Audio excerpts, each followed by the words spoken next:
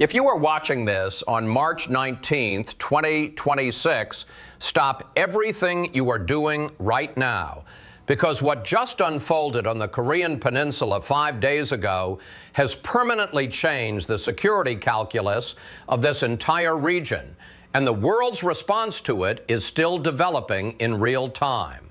On March 14th, 2026, North Korea launched approximately 10 ballistic missiles simultaneously from the Sunan area near Pyongyang, sending emergency alerts screaming across South Korea and Japan, triggering emergency meetings in Washington, Seoul, and Tokyo, and forcing every major government on the planet to confront the same terrifying question: is Kim Jong-un done with diplomacy entirely, or is this the opening move in the most dangerous game of nuclear poker the world has ever seen?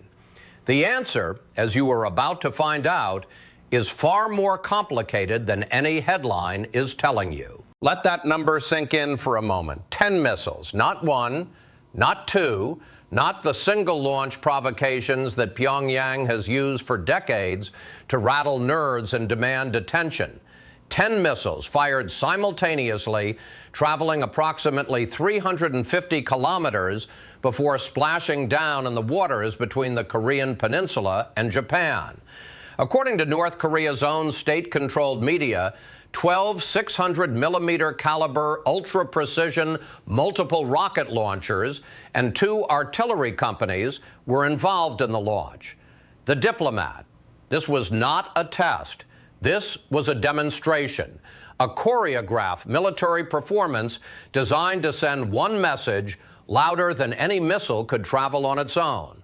North Korea now has the ability to overwhelm missile defense systems with sheer volume, and Kim Jong-un wanted every defense planner in Washington, Seoul, and Tokyo to spend the rest of the week running the calculations on what that means. And here is what makes this moment so extraordinarily dangerous. This did not happen in isolation. The launches came as the United States and South Korean militaries were conducting their annual Freedom Shield military exercises involving thousands of troops. The diplomat Kim Jong, the powerful sister of Kim Jong-un, had issued a direct public warning just days before the launch, telling the world that Pyongyang would respond to what it described as invasion rehearsals with what she called unimaginably terrible consequences. She was not bluffing, and the entire international community knew she was not bluffing. And yet those exercises proceeded, because stopping them would have meant handing Kim Jong-un a victory without him firing a single rocket. So the exercises continued, the missiles launched, and now the world sits in a position of dangerous ambiguity about what comes next. President Donald Trump's response to Kim's 10-missile salvo has been watched with microscopic intensity by every government with a stake in Korean Peninsula security. And the way he has responded tells you something critically important about where American foreign policy actually stands right now. Trump characteristically layered his public reaction with multiple simultaneous messages aimed at multiple simultaneous audiences. To the American public and to allies in the region, he projected strength and resolve.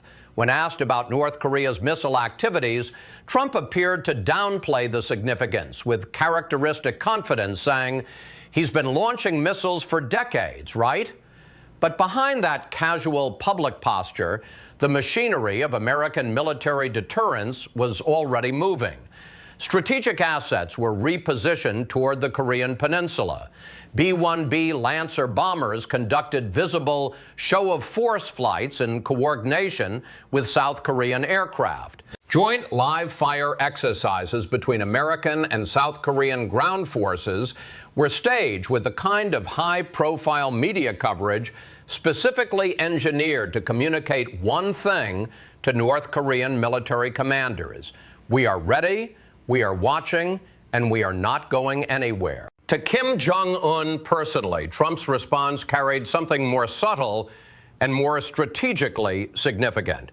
Careful observers detected within Trump's public and private messaging what amounts to a layered communication, part warning about the consequences of continued escalation, and part quiet signal that a different kind of relationship remains available if Kim is willing to engage. This is not accidental. Trump has repeatedly expressed his desire to meet with Kim Jong-un, saying, "I know Kim Jong-un very well. We get along very well." And he even suggested that sanctions relief could be on the table if a meeting were arranged. PBS. These are not throwaway comments. These are deliberate signals sent by a president who genuinely believes, based on his first-term experience, that direct personal deal-making with Kim represents the best available path toward reducing the immediate threat. The problem, as we are about to examine, is that Kim Jong-un in 2026 may not be the same Kim Jong-un who showed up at those Singapore and Hanoi summits. Here is what the mainstream conversation about this crisis consistently fails to address honestly. Kim Jong-un's strategic position today is fundamentally and dramatically stronger than it was during Trump's first term. His nuclear arsenal has grown. His ballistic missile capability has expanded in both range and sophistication, with new hypersonic systems now entering his inventory. Kim has sent thousands of troops and large quantities of military equipment to fuel Vladimir Putin's war in Ukraine. And in return, he has received advanced military technology and a powerful geopolitical patron that reduces his dependence on China and his vulnerability to international sanctions pressure. NPR, a man who has Russia in his corner, who is actively supplying weapons to a major military operation, who has nuclear weapons capable of striking American allies in the region, and who watches American foreign policy stretch thin across the Middle East, the Taiwan Strait, and domestic political turbulence. That man does not necessarily feel the pressure to make a deal. A Kim Jong-un who believes he is winning has very little incentive to trade away the weapons that are the source of his growing strength. The launches came just hours after South Korean Prime Minister Kim Min-seok met with President Trump in Washington to discuss ways to reopen dialogue with Pyongyang, with Trump signaling genuine eagerness to sit down with Kim again. PBS? Think about what that timing means. Kim Jong-un knew the South Korean Prime Minister was in Washington. He knew Trump was expressing openness to dialogue. And he chose that precise moment to fire 10 missiles into the sea. This is what military analysts call the talk and test strategy, using simultaneous diplomatic openness and military provocation to enter any future negotiation from a position of maximum perceived strength. Kim is telling Trump, "I will talk to you when and if I choose to, on my terms, not because you invited me." During that Washington meeting, Trump reportedly asked South Korean Prime Minister Kim Min-seok whether Kim Jong-un was still interested in dialogue with him, signaling a potential opening for a return to high-stakes personal diplomacy. The diplomat. The North Koreans have responded to this not with a warm embrace of renewed engagement, but with 10 missiles and state media rhetoric about unimaginably terrible consequences. That tells you everything about where Pyongyang's head is right now. Kim has hardened his stance toward Seoul and toward Washington in recent months, demanding that the United States drop denuclearization as a precondition for any talks, a demand Washington has consistently refused to accept. PBS. The two sides are not merely far apart on the details of a potential deal. They are currently operating from entirely incompatible starting positions. The Chinese response to all of this has been exactly what you would expect from a nation caught in the uncomfortable position it has always occupied on Korean Peninsula security. Beijing has made urgent calls to both Washington and Pyongyang, pushing for restraint and dialogue while carefully avoiding any commitment to specific actions that would impose real costs on North Korea for its behavior. China wants stability in the region because instability is bad for Chinese economic interests.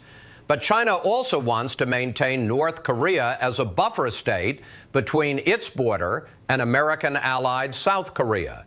And China has watched the Russia-North Korea military relationship deepen with considerable unease, because a Pyongyang that is increasingly aligned with Moscow is a Pyongyang that is less dependent on Beijing's guidance and more willing to take risks that Beijing cannot control. China is worried. But China's worry has never translated into the kind of decisive pressure on Kim Jong-un that would actually change his calculus, and there is no reason to believe March 2026 will be any different. Russia's position in this crisis is more consequential and more troubling than at any previous moment in the history of North Korean nuclear confrontations.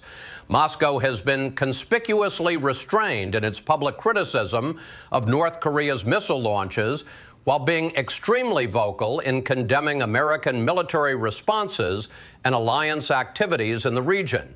This perfectly aligned posture communicates one thing to Kim Jong-un with unmistakable clarity. Russia has his back on the international stage, and he can conduct these military demonstrations without fear of meaningful pushback from a major power. The military technology that Russia has been sharing with North Korea, combined with the ammunition that North Korean forces have been providing to Russian military operations in Ukraine, has created a mutually reinforcing relationship that makes both nations harder to pressure, harder to deter, and harder to isolate. This Russia-North Korea axis is not a temporary marriage of convenience. It is a structural feature of the emerging multipolar world that American foreign policy is going to have to grapple with for years, possibly decades to come. The American military response that accompanied Trump's verbal statements sends its own signals, and they are signals that Kim Jong-un reads with the fluency of someone who has spent his entire life studying American military doctrine.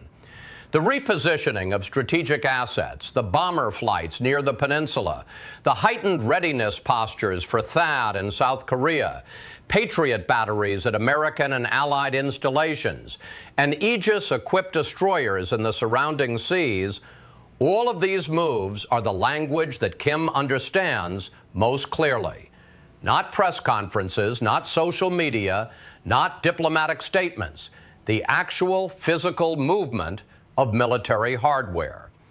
Kim's intelligence services are working around the clock to answer one critical question.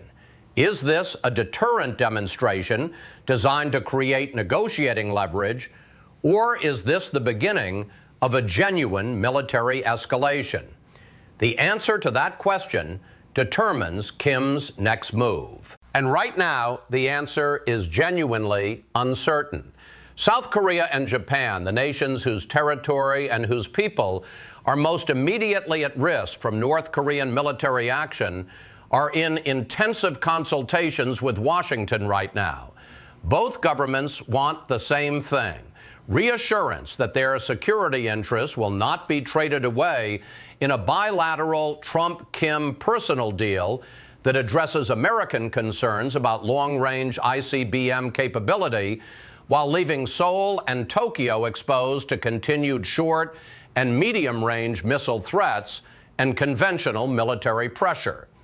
Pyongyang is also reportedly watching China's scheduled summit with Xi Jinping as a potential diplomatic opening, with some South Korean officials suggesting Trump's expected visit to China could create space for renewed engagement with North Korea. But the gap between a summit that creates photo opportunities and a summit that produces verifiable, enforceable reductions in North Korean nuclear capability has swallowed every diplomatic effort aimed at this problem for 30 years. The 25 million residents of the Seoul metropolitan area, the millions of South Koreans and Japanese civilians living within range of North Korean missiles, and the American service members and their families stationed throughout the region are watching all of this not as an abstract geopolitical exercise, but as a deeply personal question about their own safety and the safety of their families. For them, Trump's response to Kim's 10-missile launch is not a subject for policy debate. It is a question about whether the extraordinary democratic society that South Korea has built over the past 6 decades, its technology, its culture, its prosperity, its freedom, will be protected by American commitment and American capability, or whether the complex web of great power competition, personal diplomacy, and strategic miscalculation will leave it exposed in ways that the people who actually live there never consented to. Here is where things stand on March 19th, 2026. North Korea has just conducted the largest single ballistic missile launch in terms of volume that the region has seen in years. Trump is signaling openness to personal diplomacy while his military conducts shows of force that leave no ambiguity about American readiness. Kim Jong-un is operating from a position of greater strategic strength than at any point since the failed Hanoi summit of 2019. Russia is providing diplomatic cover and military technology. China is urging restraint while refusing to impose meaningful costs. South Korea and Japan are watching anxiously. And the back channels between Washington and Pyongyang, acknowledged to exist even if their specific contents remain classified, are the only thread of potential de-escalation in an environment that has very few others. Whether those channels produce a diplomatic breakthrough, a managed standoff, or a miscalculation that sends the Korean Peninsula toward a confrontation not seen since 1953, will be determined by decisions being made in the coming days and weeks. We are watching. We will not stop watching. Stay informed. Stay engaged. The world is.